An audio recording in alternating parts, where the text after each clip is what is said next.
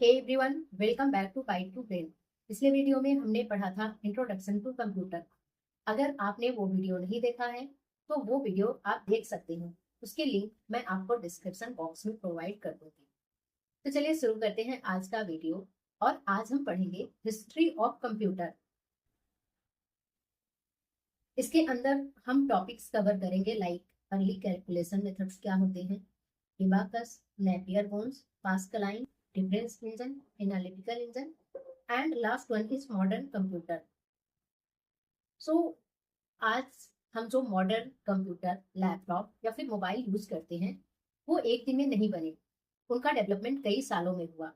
तो चलिए देखते हैं कि कंप्यूटर का सफर कहाँ से शुरू हुआ। सबसे पहले हम बात करेंगे अर्ली कैलकुलेशन मेथड्स की। ये तब की बात है जब कंप्यूटर्स नहीं होते थे। उस समय लोग कैलकुलेशंस करते थे by using finger, stones and sticks. इनका यूज करके हम कैलकुलेशंस परफॉर्म करते थे। जिस तरीके से उंगलियों का यूज करके कैलकुलेशंस करते थे, उसी तरीके से ह्यूमन ने कैलकुलेशन को इजी बनाने के लिए धीरे धीरे डिवाइसेस का डेवलपमेंट किया। तो सबसे पहला हमारा डिवाइस क्या है? एबाकस।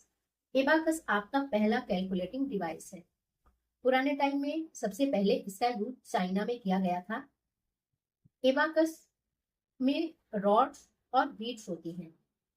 कुछ इसका रेक्टेंगल फॉर्म में शेप होता है और इसी के अंदर आपको मिलेगा रॉड्स एंड बीड्स। और एक आपको ये सेंटर लाइन मिलेगी। कुछ बीड्स आपको टॉप में मिलेगी, कुछ बीड्स आपको बॉटम में मिलेगी एंड बीच में एक सेंटर लाइन मिलेगी। अब इसका मतलब क्या होता है?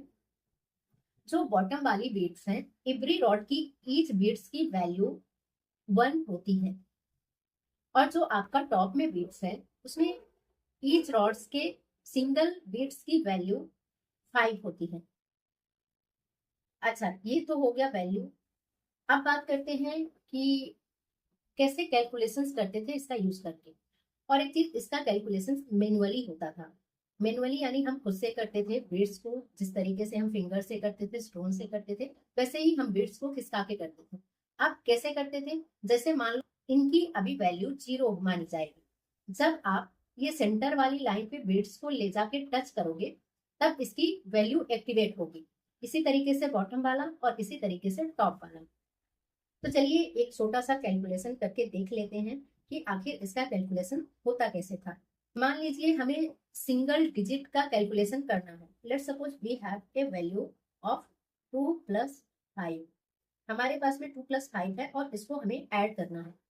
इसको ऐड करने के लिए सबसे पहले आपको क्या करना है? आपको कोई एक सिंगल रॉड लेनी है। सिंगल रॉड लेने के बाद आपको सबसे पहले क्या करना है? टू नीचे की 2 बीट्स को आपको सेंटर पे लेके जाना है। जैसे मान लो ये आपकी सिंगल रॉड है, एक कुछ इस तरीके का सिंगल रॉड है, इसमें आपका सेंटर लाइन है और ऊपर आपके पास में कुछ बीट्स हैं और इसी तरीके से नीचे आपके पास में कुछ बीट्स हैं। इसमें मान लो आपको 2 चाहिए तो आप बॉटम की जो 2 बीट्स हैं उनको ऊपर खिसकाओगे। जब ये सेंटर वाली लाइन से टच हो जाएगी, इट मीन्स ये 2 वैल्यू आपको मिल गई। उसी तरीके से आपके पास में टॉप की जो वैल्यू है उसको एक वैल्यू को आप सेंटर लाइन पे लेके जाएंगे, क्योंकि एक बीट्स को आप सेंटर लाइन पे टच कराएंगे, क्योंकि एक बीट की वैल्यू 5 होती है। तो यहाँ पे आपने कर दिया। इस तरीके से 5 टू आपका 7 आ गया। ऐसे कैलकुलेशन होते थे। ये तो हो गई सिंगल डिजिट कैलकुलेशन।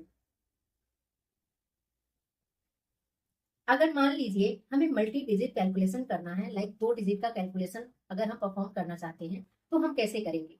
तो चलिए उसको भी देख लेते हैं। लेट्स सपोज हमारे पास में एक नंबर है 23 + 13, सॉरी 14 कर लेते हैं, नहीं तो सेम सेम डिजिट्स हो जाएगी वंस की। We want to perform calculations like 23 + 14, 2 digits का कैलकुलेशन। इसके लिए आपको सबसे पहले क्या करना है? 2 रॉड्स को सिलेक्ट करना है। इन 2 रॉड्स को आपने सिलेक्ट कर लिया।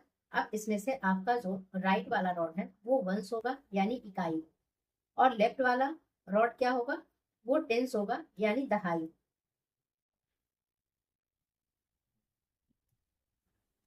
कुछ इस तरीके से। अब क्या करेंगे? पहले 23 + 14 में वंस वंस वाली वैल्यू को ऐड करना है और टेंस वाली वैल्यू को ऐड करना है। मान लीजिए इसका वंस 4 है और इसका वंस 3 है, तो आप यहाँ पे कर देंगे 3 + 4 इक्वल टू, एंड यहाँ पे टेंस वाली वैल्यू को ले लेना है, तो यहाँ पे आप कर देंगे 2 + 1 इक्वल टू। अब कैलकुलेशन उसी तरीके से होगा जैसे आपका सिंगल डिजिट वैल्यू का कैलकुलेशन किया था। जैसे आपने सिंगल डिजिट का कैलकुलेशन किया था उसी तरीके से आपका आगे का कैलकुलेशन परफॉर्म होगा। नीचे की 3 बिट्स लेंगे और ऊपर आपके पास में 4 बिट्स है ना, टॉप की 5 बिट्स लेके नीचे की 1 बिट्स को कम कर देंगे। तो इस तरीके से नीचे की आप 2 बिट्स लेंगे एंड टॉप की आप 5 बिट्स लेंगे, तो आपके पास में वैल्यू आ जाएगा 7। सेम इसी तरीके से नीचे की आप 2 बिट लेंगे और नीचे यानी कि एक ही बिट है तो आपको टोटल नीचे की ही तीनों बिट लेनी पड़ेगी, तो इस तरीके से आपके पास में 3 वैल्यू आ जाएगा। आप आउटपुट को लिखने के लिए वंस की जगह पे वंस का वैल्यू लिखना है और टेंस की जगह पे टेंस की वैल्यू लिखनी है, यानी आपके पास में 37 आउटपुट आ गया। इस तरीके से एबाकस का कैलकुलेशन मैनुअली करते थे। तो ये हो गई एबाकस की बात। अब हम बात करते हैं नेक्स्ट नेपियर बोन्स की। नेपियर बोन्स को इन्वेंट किया था जॉन नेपियर ने। ये भी एक मैनुअली कैलकुलेशन डिवाइस होती है। नेपियर बोन्स में एडिशन और सब्ट्रैक्शन नहीं होता, इसमें आपका होता है मल्टीप्लीकेशन एंड होता है डिवीजन। इसमें आपके पास में टोटल 10 स्टिक्स होती हैं 0 to 9, जिसमें आपका पहला 0, 1, 2, 3, 4, 5, 6, 7, 8, 9 इस तरीके से होता है। इसमें टोटल 10 ही स्टिक्स होती हैं। तो हर स्टिक में उस पर्टिकुलर डिजिट का टेबल लिखा होता है। जैसे 1 वाले में 1 का टेबल होगा, 2 वाले में 2 का टेबल होगा, 3 वाले में 3 का टेबल होगा। आप थोड़ा सा इसका कॉन्सेप्ट समझते हैं कि आखिर ये लाइन का क्या मतलब होता है। यहाँ पर उसको समझने के लिए हम बात करेंगे, हमारे पास में लेट सपोज एक ये वाली लाइन है, तो इसको हम हर बॉक्स को इन्होंने किसके थ्रू, डायगोनल लाइन के थ्रू 2 पार्ट में डिवाइड कर दिया, जिससे 2 रेक्टेंगल बनके जिससे 2 ट्रायंगल बनके आ गए। अब इसमें टेबल कैसे लिखा होता है, मेन वही लॉजिक होता है। सबसे पहले क्या करेंगे हम, 7 × 1 = 1, सॉरी 7 आया यहाँ पे, देन 7 यहाँ पे हमारा लिखा है, ये एज इट इज रहेगा। 7 × 2 = क्या होता है, 7 2 = 14। अब 14 को कैसे लिखेगा, ये जो आपका बॉक्स होता है इसमें जब ये डायगोनल लाइन खींचते हैं तो इसमें दो ट्रायंगल निकल के आते हैं।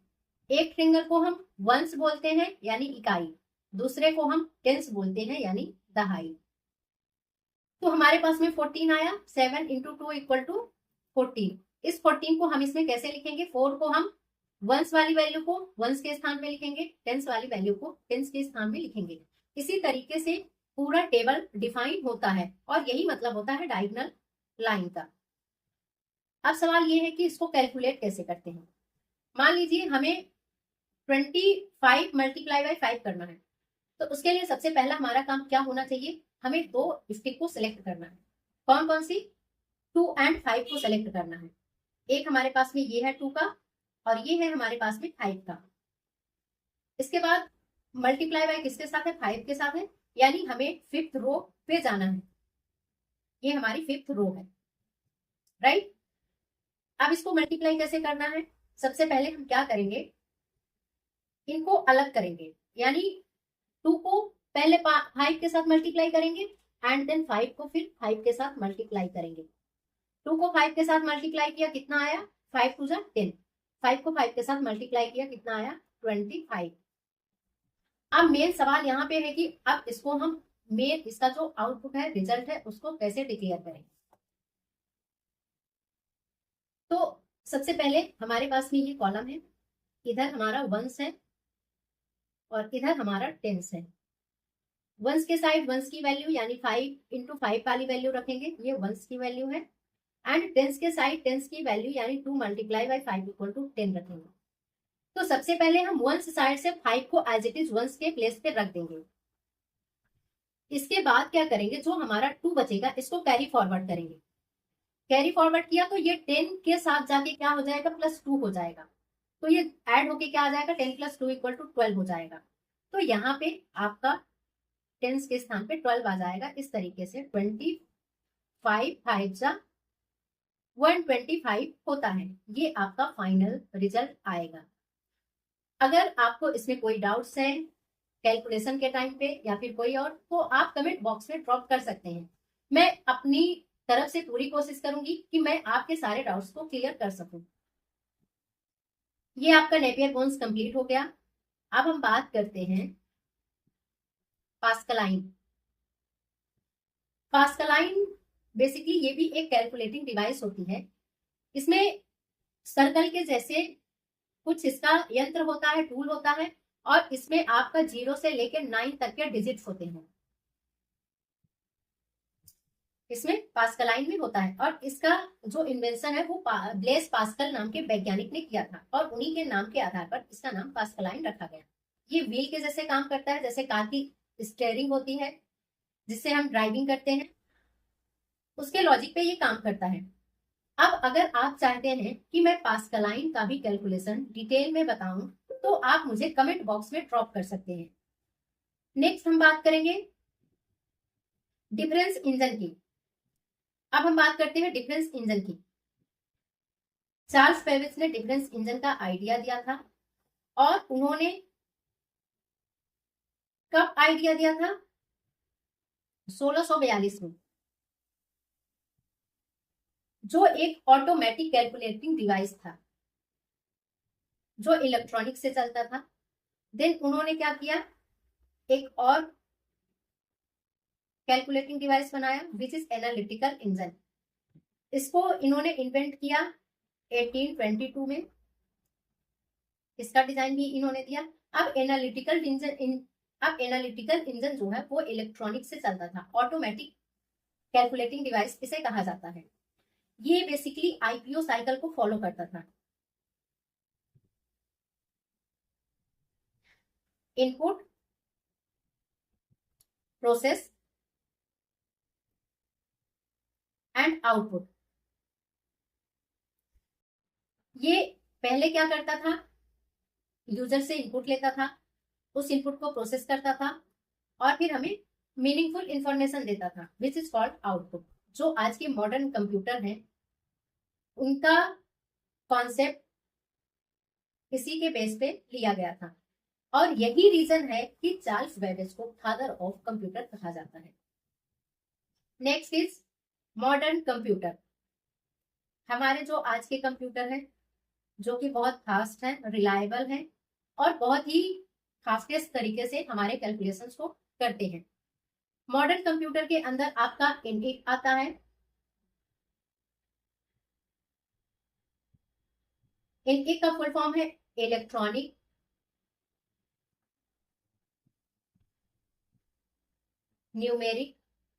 Numerical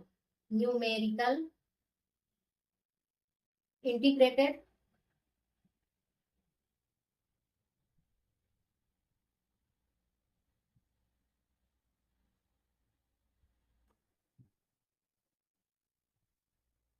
circuit.